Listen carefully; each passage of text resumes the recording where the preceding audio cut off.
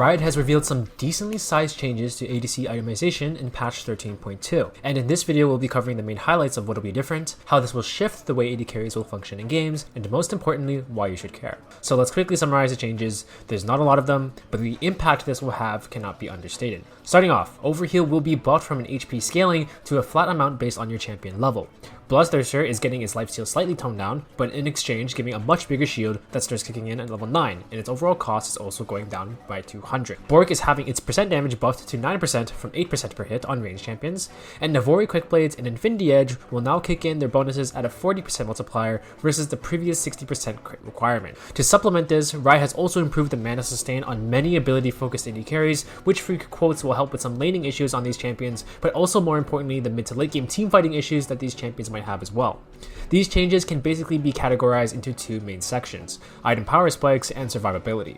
Let's start with the big one, Infinity Edge and Navori Quickblades. The main goal here by far is to improve the mid-game agency that AD carries have, which I think will definitely do the trick with these changes. Most AD carries after this change will have a very obvious build path, building your Mythic, then going into Infinity Edge / Navori based on what you need. I can see some alternate builds with Bloodthirster and IE being an option, and installing your Mythic item to be best optimized for what the enemy is building for. I really like this change, and I think it'll give a nice damage buff to AD carries that used to spike at 3 items. One concerning thing that I don't really remember hearing talked about much is the implication on other non-AD carry crit champions. With these champions, that means champions like Yone and Yasuo can go first item IE and then benefit from the increased damage. With Tryndamere, same thing. He gets a free 35% crit chance from his Fury, so I can really see some weird power spikes coming from these champions too. The implications of this change overall though will mean that it will most likely widen the gap between the strong laning and team fighting focused AD carries and the scaling on hit AD carries that have especially weak early games but can carry the game at 6 items. Losing in these matchups means that the enemy AD carry can pick up Infinity Edge at like 15 minutes and then pretty much use that lead to make the game unplayable.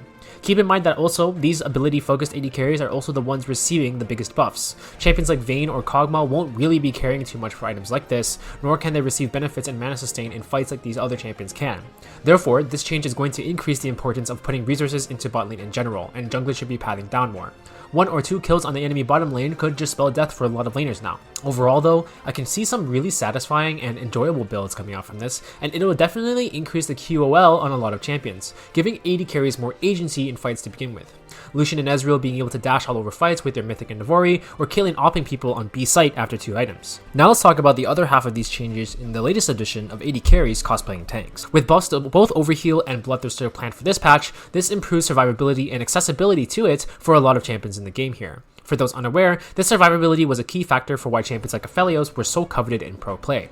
Severum Shield plus Bloodthirster plus Overheal equated to a shield with the girth of a small country, which made it very hard for teams to actually melt through that. These changes are basically the same premise. Give AD carries proper itemization paths for survivability that don't completely screw over their builds, and let them live just a little bit longer. Riot is being very careful with these changes, however. One of the defining features of an AD carry is that by design, they're supposed to be squishy. It's innately a high risk and high reward glass cannon type of role. Taking that weakness away from them could inherently undermine the flow of team fighting altogether. These changes, however, allow for an increased level of risk-taking within the AD carry role and increases the razor-thin margin for error that it had in seasons past. Last year's durability patch helped them a little bit with this, and this change aims to really help deal with those issues. Overall, expect a ton more agency shifted into AD carries this upcoming patch, with predictions for a bot-focused meta, as well as more interesting team fights coming from them as well. Hope this video was insightful to you guys, and I'll catch you in the next one. Stay fresh.